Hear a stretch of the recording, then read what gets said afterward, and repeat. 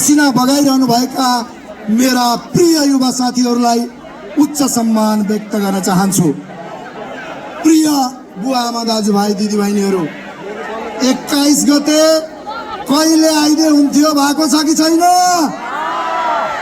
हो, आसन्न निर्वाचन मात्रै होइन, यो जनमत संग्रह हो। जनमत संग्रह यो 35 वर्षको यथास्थिति राजनीतिको ज्वरो ओखालिदिने जनमत संग्रह हो।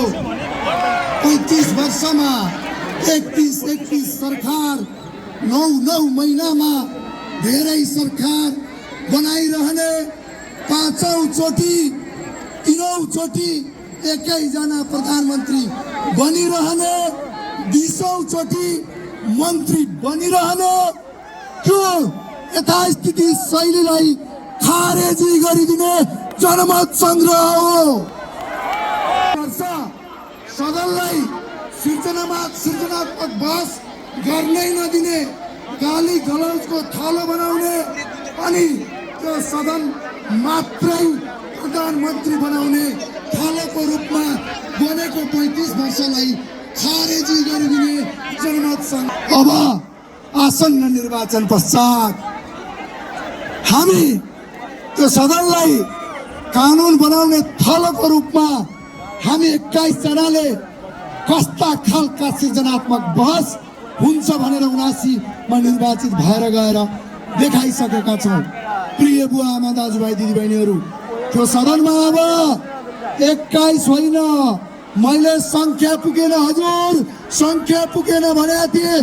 त्यो सदन 151 जनाको।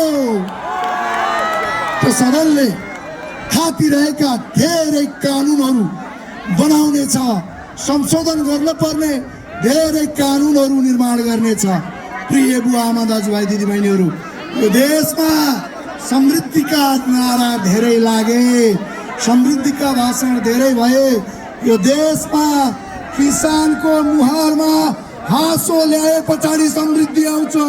किसानको मुहारमा हाँसो ल्याउनेछौँ 5 वर्ष, आउने 5 वर्षमा भ्युटार बनाएर समृद्धि आएन। किसानको मुहारमा हाँसो लिएर आए पछाडि समृद्धि आउँछ। तिमेरा युवा खेलाडीहरूले घोषणा गरेका ती पुरस्कारहरू नदिएर त्यो पुरस्कारका लागि हामी सदनमा चिच्याउन परेको थियो। अब्बल खेलाडीहरू बनाएर ती खेलाडीहरूलाई आर्थिक रूपमा सम्पन्न बनाए पश्चात र भने जस्तो स्टेडियम बनाए पछाडि समृद्धि आउँछ, गेट र भ्युटार बनाएर होइन। प्रिय बुवा आमा दाजुभाइ दिदीबहिनीहरू, धेरै गर्नु छ। हामी केही गर्न भनेर आएका होइनौँ, धेरै गर्नलाई आएका हौँ। किनकि 35 वर्षमा धेरै बिग्रिएको छ। त्यसका लागि के गर्न पर्ने छ देशैभरिमा आह्वान गर्न चाहन्छु। यो परिवर्तनलाई भने जति संख्या पुर्याइदिनका लागि